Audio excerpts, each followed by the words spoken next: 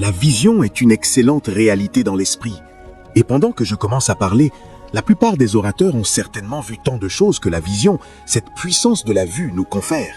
Car lorsque vous parlez de vision ou du mot envisager, cela désigne la capacité de voir l'avenir. Et rien ne confère plus d'autorité à un homme que sa capacité à voir l'avenir. La Bible déclare, dans Genèse 13, verset 14, « Lève tes yeux et regarde, depuis l'endroit où tu es, vers le nord, le midi, l'orient et l'occident. Car tout le pays que tu vois, je te le donnerai. » Cela signifie, je t'ai donné, mais tu ne peux pas prendre possession tant que tu n'as pas vu. Donc tant que tu ne vois pas, tu n'es pas en droit de recevoir l'héritage, même s'il est disponible. L'une des plus grandes frustrations du croyant n'est pas le manque de provision, mais l'incapacité à accéder à ce que Dieu a déjà pourvu.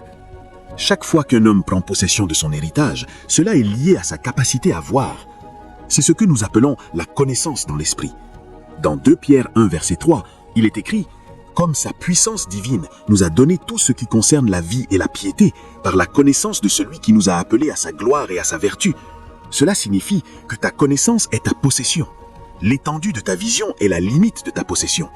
C'est pourquoi il est important pour nous de comprendre non seulement comment voir, mais aussi comment garder notre vue pure afin qu'elle ne soit pas corrompue. Parce que le diable, sachant que notre autorité est liée à ce que nous voyons et entendons, va s'efforcer de corrompre ce que nous voyons et entendons. Il sait que même si Dieu a pourvu à tout ce dont nous avons besoin, notre possession en dépend de la mesure dans laquelle nous pouvons le voir et l'entendre.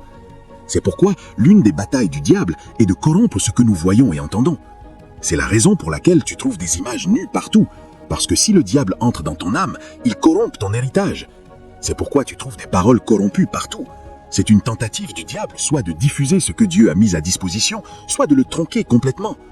C'est pourquoi Paul nous enseigne ce qu'il faut faire pour entrer dans la richesse et l'autonomisation de notre vision. Il dit, premièrement, tu entreras dans une connaissance fonctionnelle. Il y a beaucoup de personnes qui ont une vision, mais leur cerveau est mort. Elles ne peuvent pas penser de manière calculée, systématique et stratégique pour assembler les coordonnées et arriver à cette vision. Paul dit qu'il existe une technologie dans l'esprit qui te fournit ce niveau de capacité mentale, une capacité mentale qui produit des résultats. Il l'appelle Sophia, sagesse. Ensuite, il parle de ce qu'il appelle apocalypse ou révélation. Il dit, quand tu atteins ce niveau de connaissance, Dieu t'attire maintenant pour te montrer les choses secrètes. C'est là que se trouve la richesse. C'est dans l'Apocalypse, la révélation, que tu commences à puiser des ressources au-delà de toi-même. Parce qu'un moment viendra où tu auras besoin d'une connaissance stratégique. Qui appeler ou que faire pour faire aboutir cette vision ?